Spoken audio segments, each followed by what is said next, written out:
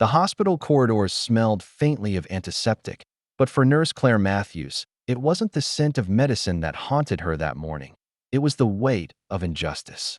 Hours earlier, she had been escorted out of her ward, her badge confiscated, suspended for what her supervisor called a serious violation.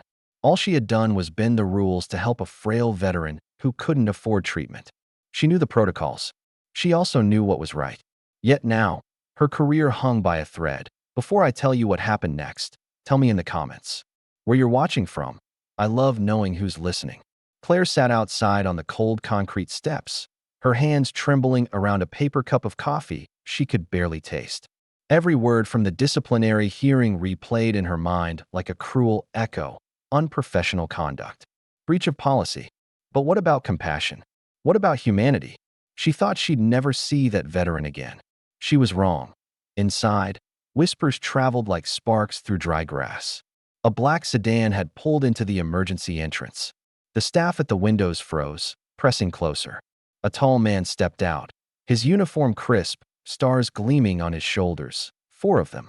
General Raymond Hale, a name spoken with reverence across bases worldwide, had entered the hospital with a stride that silenced entire corridors. Claire, still unaware, sat lost in shame. But inside, the story she thought was over had just begun. The veteran she had helped, a gray-haired man with kind eyes and a limp earned in battles long past, had made a phone call. Not just to family, not to friends, but to someone who owed him a debt written in blood. That someone was General Hale. The air inside the hospital seemed to shift as the general walked past the nurse's station. The murmurs died. Even the hum of machines seemed quieter. His eyes scanned the room, sharp and deliberate, before landing on the chief administrator. "Where is the nurse who helped Corporal Jenkins?" His voice carried authority, but beneath it was something stronger, gratitude. Claire was summoned back inside, her heart hammering. She entered the hallway to see the general standing tall, his presence filling the space like a tide rising against a shore. For a moment, no one moved. She lowered her gaze, bracing for further humiliation, but then the general's voice broke the silence. "Nurse Matthews," he said, steady and resonant. "Do you know what Corporal Jenkins told me this morning? He said you treated him with more honor than this system ever has." Gasps rippled through the staff. The administrator's face blanched, words caught in his throat.